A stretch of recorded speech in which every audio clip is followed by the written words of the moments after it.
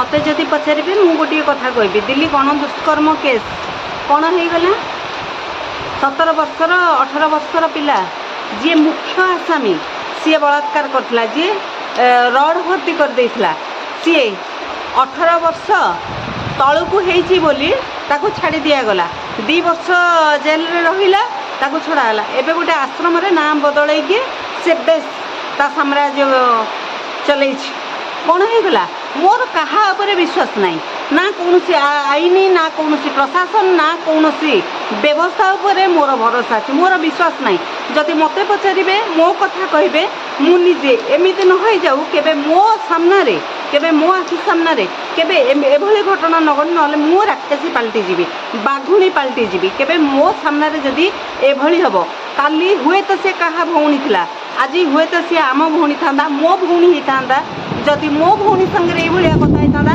जदि आपण भौणी संगे कथा होता आपण आईन व्यवस्था रही था आपण आईन की छाटना आज संजय कौ भली काम कर संजय को आज विभिन्न प्रकार जगह को धरिकी नौ खाइबा को दौरान आणु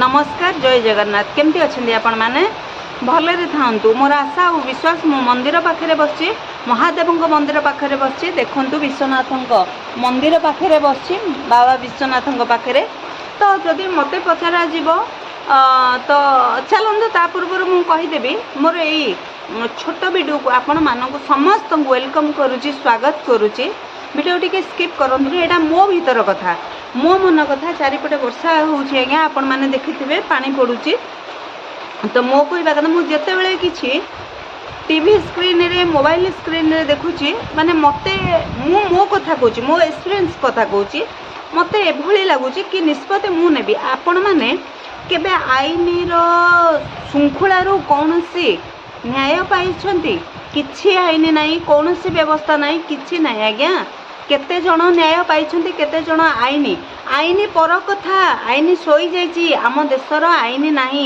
जदि आपण समस्ते ठीक है आपण ही आईन जदि आपण ठीक है आपण ही आईन तैयारी करेंगे आपण ही दंड देवे आपण देखु दिल्ली गण दुष्कर्म जहाँ निर्भया सांगे होता से केस टी आपण जानी गण दुष्कर्म होता किभली रोड में फिंगी दि जाता किभली से 18 वर्षर तलू गोटे छुआ था जी मुख्य आसामी जी मुख्य मेन भिलियन से ही दुष्कर्म अधिक मात्रा करथिला एवं रड भर्ती कर देथिला जी करथिला ताकू आईन कौन कि सजा देला 18 वर्षर तलू अच्छी किंतु दुष्कर्म करि परिबो बलात्कार करि परिबो रड भर्ती करि परिबो मारी देई परिबो ताकू आईन की दंड देला बयस हेनी छाड़ी देला 2 वर्ष रखी छाड़ी देला एबे गोटे आश्रम रे रही ना चेंज करी रूप चेंज करी परिवर्तन करी एबे आज्ञा से केलेंकारी करूनी एबे दुष्कर्म करूनी एबे हत्या करूनी तेणु आईन आईन नुह आज्ञा मु जदि आईन रे थांती देश दुनिया बदलै दे थांती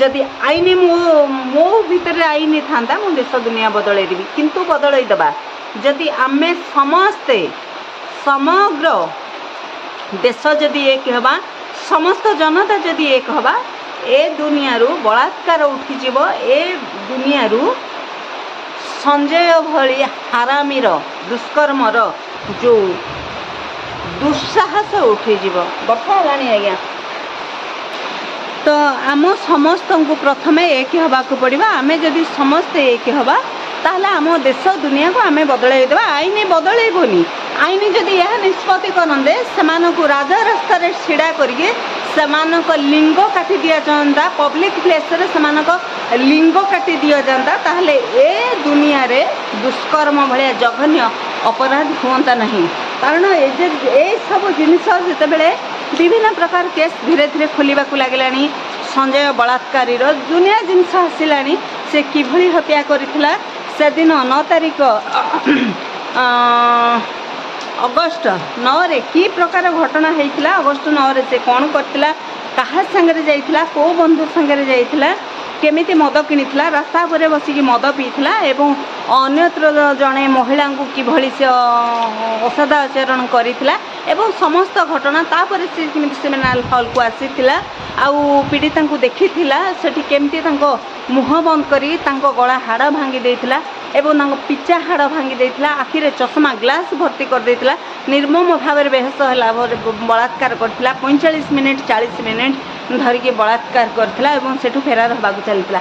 ଆଜ୍ଞା ତାକୁ ଆଇନ ଧରିକି ଏଠିକି ସେଠିକି ଭାଇ ବନ୍ଧୁ କୁଟୁମ୍ବ କରିକି ସାଙ୍ଗେ ଦଉଛୁ। ଯଦି ସେଇ ଆଇନ ବ୍ୟବସ୍ଥାର ଗୋଟିଏ ଭଉଣୀ ହେଇଥାନ୍ତା, ଯଦି ଝିଅ ହେଇଥାନ୍ତା, ଆପଣମାନେ ଚିନ୍ତା କରନ୍ତୁ ଯେଉଁମାନେ ପଦପଦବୀରେ ଅଛନ୍ତି ତାଙ୍କ ଘରେ ଏଭଳି ଘଟଣା ଘଟିଛି କି ତାଙ୍କ ଝିଅ, ତାଙ୍କ ବୋହୂ, ତାଙ୍କ ଭଉଣୀ, ତାଙ୍କ ମା ସହିତ ଘଟଣା ଘଟିଛି କି? ଯଦି ଘଟିଥାନ୍ତା ତାହେଲେ ସେମାନେ ସେ କଷ୍ଟଟାକୁ ବୁଝିଥାନ୍ତେ। ଆଜ୍ଞା ସେମାନଙ୍କ ଘରେ ଘଟିନି, ସେମାନଙ୍କ ଘରେ ହେଇନି। ଆମ ଭଳି ନର୍ମାଲ ସାଧାରଣ ମଣିଷଙ୍କ ସାଙ୍ଗରେ ଏ ଘଟଣା ଘଟୁଛି। ଆମ ସାଧାରଣ ମଣିଷଙ୍କ ଝିଅ, ବୋହୂ, ନାରୀଙ୍କ ପ୍ରତି ଦୁଷ୍କର୍ମ ହେଉଛି, ଅବିଚାର ହେଉଛି। ଏଠି ଆଇନ କାହିଁ ଆଜ୍ଞା? ଆମ ସରକାର ଏଠି କ'ଣ ବ୍ୟବସ୍ଥା ଆମ ପାଇଁ କରୁଛନ୍ତି? ଆମେମାନେ ସୁରକ୍ଷିତ ପ୍ରତି ପାଦରେ? ଆମେ ଯଦି ଛାତ ଉପରକୁ ଟିକେ ବୁଲିବା ପାଇଁ ଯାଉଛୁ, ଆମେ ଯଦି ଘରେ ଅଣନିଶ୍ୱାସ ହେଇଯାଉଛୁ, ଛାତ ଉପରେ 10 ମିନିଟ୍ ବୁଲିବା ପାଇଁ ଯାଉଛି, ରାତି 10ଟା 11ଟା ହେଇଯାଉଛି, ଏମିତି ଲାଗୁଛି କେଉଁଠୁ କେହି ଉପରକୁ ଚଢ଼ୁଛନ୍ତି କି, କେହି ମାରିଦେବେ କି, କେହି ନିଶ୍ୱାସ ବନ୍ଦ କରିଦେବେ କି, କେହି ବଳାତ୍କାର କରିଦେବେ କି? ତାହେଲେ ଆପଣ ଭାବନ୍ତୁ ତ ଆପଣ କେତେ ସୁରକ୍ଷିତ ଅଛନ୍ତି। ମନ୍ଦିର ସାମ୍ନାରେ ଆଜ୍ଞା କହୁଛି, ଯଦି ମୋ ହାତରେ ଏଇ ବିଚାର ଥାନ୍ତା, ଯଦି ମୋତେ କେହି ପଚାରିଥାନ୍ତେ ଏବଂ ମୋ ଆଖି ସାମ୍ନାରେ ଯଦି ବି କେବେ ଭବିଷ୍ୟତରେ ଏଭଳି ଘଟଣା ହୁଏ, ମୁଁ ରାକ୍ଷାସୁଣୀ ପାଲଟି ଯିବି, ବାଘୁଣୀ ପାଲଟି ଯିବି। ଭଗବାନଙ୍କ ସାଙ୍ଗରେ କହୁଛି ମାରିଦେବି। ପରେ ମୁଁ ଦେଖିବି ଆଇନ, ପରେ ମୁଁ ଦେଖିବି କାନୁନ। ଜେଲ୍ ଗଲେ ଯିବି, ଫାଶୀରେ ଚଢ଼ିଲେ ଚଢ଼ିବି, କିନ୍ତୁ ମୁଁ ମାରିଦେବି। କାରଣ ସମସ୍ତେ ନୁହନ୍ତି ଆଜ୍ଞା, ସମସ୍ତଙ୍କ ରକ୍ତ ପିତାମାତାଙ୍କର ନୁହଁ।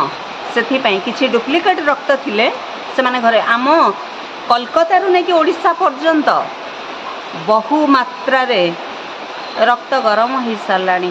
ଆମ ଲୋକମାନଙ୍କର ଜଳାପୋଡ଼ା କରିସାରିଲେଣି, ଧ୍ୱଂସ କରିସାରିଲେଣି।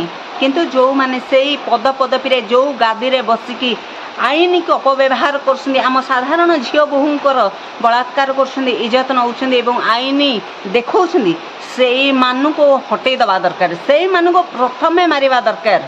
ତାହେଲେ ଆମ ଦେଶ ବଦଳିଯିବ, ଆମ ଝିଅ ବୋହୂ ସେଫ୍ ରହିବେ। ଆମେ ସେଫ୍ ନୁହଁ, ଆମେ କୌଣସି ପ୍ରକାର ଆମେ ସେଫ୍ ନୁହଁ, ଆମକୁ ଆଇନ ମିଳୁନି। କିନ୍ତୁ ଆଜି ଆମେ ପ୍ରଥମେ କୌଣସି ଆଇନ ହାତକୁ ନ ନେଇ ଆପଣ ଗଣମାଧ୍ୟମକୁ ଧରନ୍ତୁ, ସାମ୍ବାଦିକ ଭାଇ, ମିଡ଼ିଆ ହାଇଲାଇଟ୍ କଲେ ସମସ୍ତଙ୍କର ଫାଟିକିରି ପୁରା ଫାଳ ହେଇଯିବ। ଯେତେବେଳେ ଫାଳ ହେଇଯିବ ସେତେବେଳେ ସମସ୍ତେ କହିବେ ଭାରି କାଟୁଛି, ବହୁତ କଷ୍ଟ ହେଉଛି। ତେଣୁ ଆମେ ମିଡ଼ିଆକୁ ଧରିବା, ଗଣମାଧ୍ୟମକୁ ଧରିବା, ସୋସିଆଲ ମିଡ଼ିଆରେ ଆମେ ଯାହା ବି ଘଟଣାକୁ ଆମେ ପ୍ରଦର୍ଶନ କରିନେବା ଏବଂ ଗଣମାଧ୍ୟମ ଯାହାକୁ ଲଙ୍ଗଳା କରିବ ଆଉ ଭର୍ତ୍ତି କରି କରି କରି କରି ବାହାରକୁ ଆଣିବ। ସେ ଯେତେ ବଡ଼ ପାୱାର ହେଇଥିବ, ଯେତେ ବଡ଼ ପୋଷ୍ଟ। ଆଜ୍ଞା ଯେଉଁମାନେ ନ୍ୟାୟ ଦେବା ପାଇଁ ବସିଛନ୍ତି, ସେମାନେ ଯଦି ଆମକୁ ନ୍ୟାୟ ଦିଏ ମାନେ ସେମାନଙ୍କର ପଛ ରାସ୍ତା ଦେଇକିରି ଘର ଭିତରେ ପଶିଯିବା କଥା। ମୋ କଥାକୁ ବୁଝୁଥିବେ। କେତେ ଘର ଉଜୁଡ଼ି ଯାଉଛି, କେତେ ମାଆଙ୍କ କୋଳ ଉଜୁଡ଼ି ଯାଉଛି, କେତେ ମାଆଙ୍କର ଆଖିରୁ ଲହୁ ନିଗିଡ଼ି ଯାଉଛି। ଆଉ ସେମାନେ ସେଇ ପୋଷାକର, ସେଇ ସିଟ୍ର ଫାଇଦା ଉଠେଇ ଆମ ଭଳିଆ ଦୁର୍ବଳା ଭାବିକିରି, ଆମମାନଙ୍କୁ ଅବଳା ଦୁର୍ବଳା ଭାବିକି ମହିଳା ଆମ ପରିବାରକୁ ଲୁଟୁଛନ୍ତି, ଆମ ପରିବାରକୁ ଦୁଷ୍କର୍ମ କରୁଛନ୍ତି। ଆମ ଝିଅ ବୋହୂଙ୍କର, ନାରୀଙ୍କର ଦୁଷ୍କର୍ମ।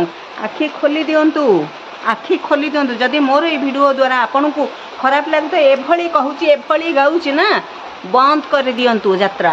ଆପଣଙ୍କ ଘରେ ହୁଏତ କାଲି ଘଟିପାରିବ, ଆପଣଙ୍କ ଭଉଣୀ ସହିତ, ଆପଣଙ୍କ ସ୍ତ୍ରୀ ସହିତ, ଆପଣଙ୍କ ଝିଅ ସହିତ। ଯଦି ଆପଣ ଝିଅ ଜନ୍ମ କରିଛନ୍ତି, ତାହେଲେ ମୋ କଥାକୁ ବୁଝିବାକୁ ଚେଷ୍ଟା କରନ୍ତୁ। ଷ୍ଟ୍ରଙ୍ଗ ହୁଅନ୍ତୁ, ମଜବୁତ ହୁଅନ୍ତୁ। ଏ ଦୁନିଆରେ ଝିଅ, ବୋହୂ, ନାରୀର ଇଜ୍ଜତ ଯଦି ରକ୍ଷା କରି, ଏଭଳି ଅନେକ ରାକ୍ଷସ ସଞ୍ଜୟମାନେ ଲୁଚିକି ବସିଛନ୍ତି। ଯଦି ନ୍ୟାୟ କରିବେ ତାହେଲେ ଆପଣ ନ୍ୟାୟ କରନ୍ତୁ, ପବ୍ଲିକ୍ କରନ୍ତୁ। ଆମ ଭଳି ଲୋକ ଦମ୍ର ସହିତ ଏ ଲଢ଼େଇ ଲଢ଼ୁ। ପ୍ରତ୍ୟେକ ଝିଅ ବୋହୂ ବଞ୍ଚିବା ଦରକାର, ପ୍ରତ୍ୟେକ ଝିଅର। ଆପଣ ଭାବନ୍ତୁ ତ, ଯେଉଁ ଡାକ୍ତର ଶହ ଶହ ରୋଗୀକୁ ବଞ୍ଚେଇଥାନ୍ତେ, ଆମ ଜୀବନ ବଞ୍ଚେଇଥାନ୍ତେ, ଯାହାଙ୍କ ଭରସାରେ ଆମେ ଯାଇଥାନ୍ତେ, ଯିଏ ଆମକୁ କୋଟି କୋଟି ଜୀବନକୁ ଉଦ୍ଧାର କରିଥାନ୍ତେ, ତାଙ୍କୁ କିଭଳି ମାରିଥିବେ। ସେ ରାତି କଥା ଭାବନ୍ତୁ, କିଭଳି ମାରିଥିବେ, କ'ଣ ହେଇଥିବ ତାଙ୍କ ସାଙ୍ଗେ। ତାଙ୍କ ଗୋଡ଼କୁ ଫାଡ଼ିକି ମେଲା କରିଦେଇଛନ୍ତି, ତାଙ୍କ ଅଣ୍ଟାରୁ ହାଡ଼ ଖସେଇ ଦେଇଛନ୍ତି, ବେକରୁ ହାଡ଼ ଖସେଇ ଦେଇଛନ୍ତି ମାରିକି। ଆପଣ ଭାବନ୍ତୁ, ତାଙ୍କ ଆଖି ଭିତରେ ଚଷମା ଗ୍ଲାସ୍ ପସେଇ ଦେଇଛନ୍ତି। ଆପଣଙ୍କୁ ଲଜ୍ଜା ଲାଗୁନି, ଶରମ ଲାଗୁନି? ଯଦି କେହି କିଛି ଜଣ ଲୁଚିକିରି ବସିଛ ଏବଂ ଫରକ ପଡ଼ୁନି, ଏଇ କୋଲକାତା କେସ୍ଟି ଆପଣଙ୍କ ଉପରେ ଛେପ ପକାଉଛି ମୁଁ। ଆମ ଓଡ଼ିଶାରେ ସମସ୍ତେ ତାତି ଗଲେଣି, ଆମ ଓଡ଼ିଶାରେ। ବାକି କିଛି ଜଣ, ମୁଁ ଆଜି କଥା ହେଉଥିଲି ମୋ ଗ୍ରାମରେ, ମୋ ସାହିରେ କିଛି ଜଣ ହଁ ଯାହାର ଯାହା ହେଲା ଆଉ କ'ଣ କରେ, ତାଙ୍କ ଭାଗ୍ୟରେ ଥିଲା। ସେଇମାନଙ୍କୁ କହୁଛି, ସେଇଭଳି କିଛି ମହିଳାଙ୍କୁ କହୁଛି, ଏମାନଙ୍କ ଘରେ ଯଦି ନିଶ୍ଚିତ ଝିଅ ଥିବ ନା, କାଲି ସ୍କୁଲରେ କଲେଜରେ ସେମାନେ ବଳାତ୍କାର ହେଇକି ଆସିବେ। ଆଉ ସିଏ ସେତେବେଳେ ଆମେମାନେ ଦେଖିବା କି ସେମାନେ କେମିତି, ହଁ ଭାଗ୍ୟରେ ଥିଲା, ଭାଗ୍ୟରେ ନଥିଲା। ଭାବନ୍ତୁ ଏଭଳିଆ ମାନସିକତାର ଲୋକ ଆମ ଦେଶ ଦୁନିଆରେ ବସିଛନ୍ତି, ଏମାନଙ୍କୁ କ'ଣ କହିବ? ଚାଲନ୍ତୁ, ଭିଡ଼ିଓଟି ଆପଣଙ୍କୁ ଭଲ ଲାଗିବ ବୋଲି ଆଶା କରୁଛି। ଏଇଠି ଭିଡ଼ିଓଟିକି ରଖିବି। ଭିଡ଼ିଓଟି ବନାଇବା ପାଇଁ, ଏଇ ବ୍ଲଗ୍ଟି ବନାଇବା ପାଇଁ ମୁଁ ପଳେଇ ଆସିଲି ମନ୍ଦିର, ବିଶ୍ୱନାଥଙ୍କ ମନ୍ଦିର। ଆପଣ ଜାଣିଥିବେ ଗାଁରେ ଅଛି, ଅନେକ ଲୋକଙ୍କର ଦୁଃଖ ଅଛି, ଦୁର୍ଦ୍ଦଶା ଅଛି, ଅନେକ ପ୍ରକାରର ଯନ୍ତ୍ରଣା ଅଛି, କିନ୍ତୁ ଏମିତି କେହି ଲୋକ ନାହିଁ ଯାହାର କି ଯନ୍ତ୍ରଣା ନାହିଁ, ଯାହାର କି ଦୁଃଖ ନାହିଁ। ସମସ୍ତଙ୍କର ଦୁଃଖ ଅଛି। ଯଦି ମୋତେ ପଚାରିବେ, ଏଇ ଦୁଷ୍କର୍ମକାରୀମାନଙ୍କୁ ଯଦି ମୋ ଆଖି ସାମ୍ନାରେ କେବେ ଏଭଳି ଘଟଣା ହୁଏ, କୌଣସି ଝିଅ କୌଣସି ମହିଳା ସହିତ, ମୁଁ ରାକ୍ଷସୀ ପାଲଟିଯିବି, ବାଘୁଣୀ ପାଲଟିଯିବି, ଆଉ ସେଇଠି ମାରିଦେବି, ସ୍ପଟ୍ ଡେଥ୍। ଆଉ ମୁଁ ନିଜକୁ ଶେଷ କରିବି, କିନ୍ତୁ ସରେଣ୍ଡର କରିବିନି। କାହିଁକି ନା ଏଠି ଆଇନ କି ମୁଁ କ'ଣ କହିବି, କେଉଁ ଭାଷାରେ ସମର୍ଥନ କରିବି?